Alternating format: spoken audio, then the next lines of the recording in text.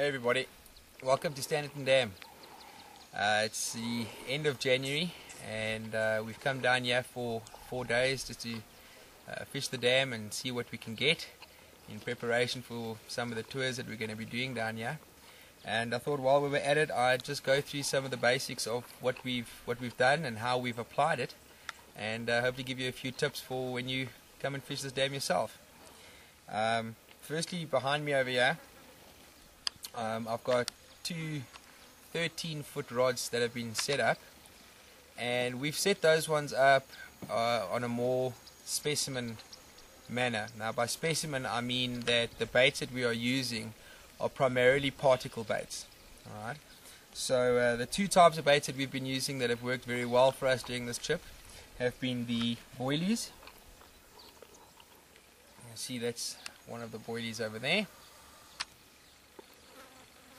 And these are banana flavored boilies, and they've produced a lot of fish. We caught over 10 fish yesterday, all of them of a decent size, between 3 and 6 kilograms, and they were all basically caught either on boilies or the other choice bait for this trip, which has been very large millies.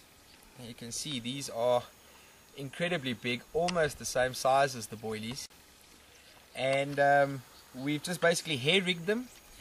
These millies are pineapple flavored, the boilies are banana, so you can see a very fruity pattern coming out, and the fish have not hesitated to pick up the baits and go lunging off with them.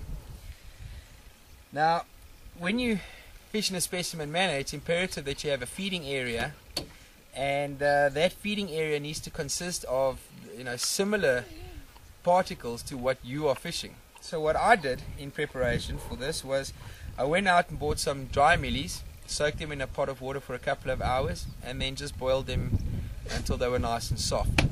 I also went out to the local tackle shop and bought some ready-made products, which included some maple peas and hemp, and also just a bucket of boilies in a mixed variant of flavors. So when I added all of that together, it came out like that.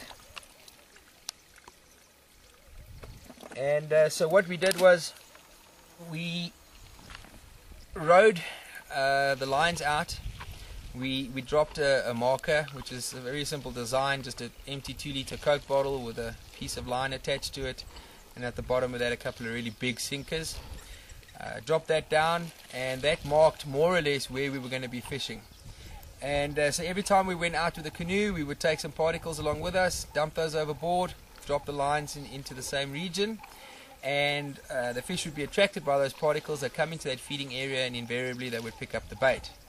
There are other ways of doing this as well if you don't have a canoe or you don't have access to a canoe, one of which is known as a spod rocket.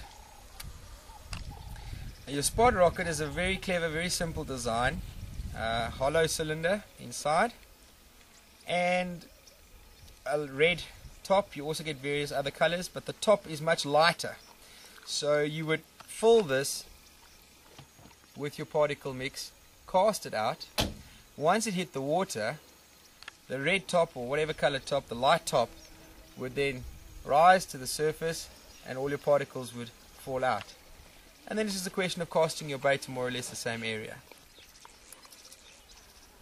On this side here we have two smaller rods, two 10-foot rods, and the idea was to fish those at shallow quarters in a more conventional manner.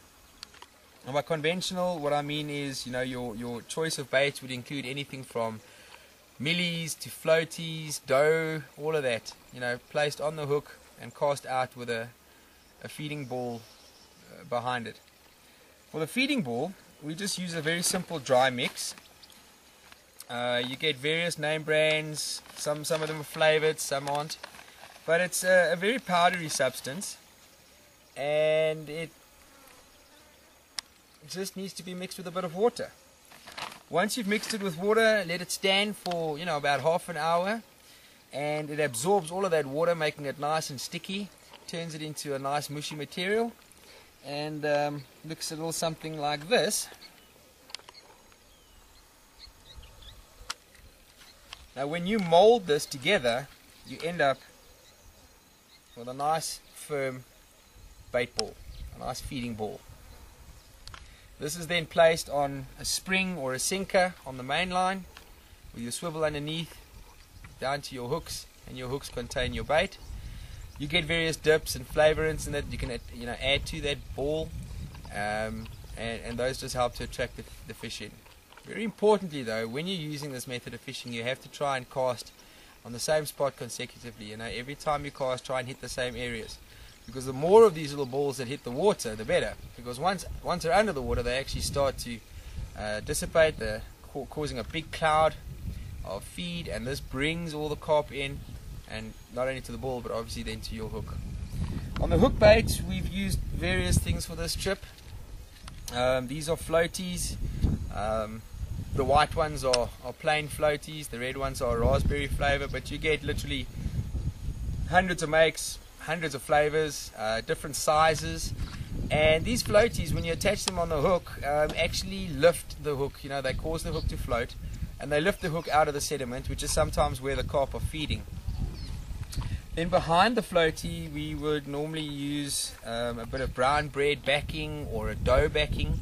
This is a brown bread backing in banana flavor. Again, you get various brands, various flavors, and it's just a ball of dough basically, but it is made of brown bread, and the carps do enjoy it.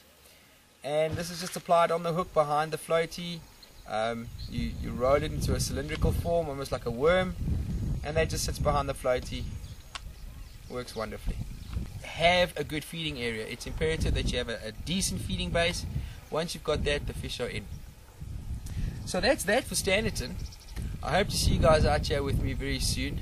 We're going to have a lot of fun and do some awesome tours and have some back-bending fishing experiences. Till next time. Cheers.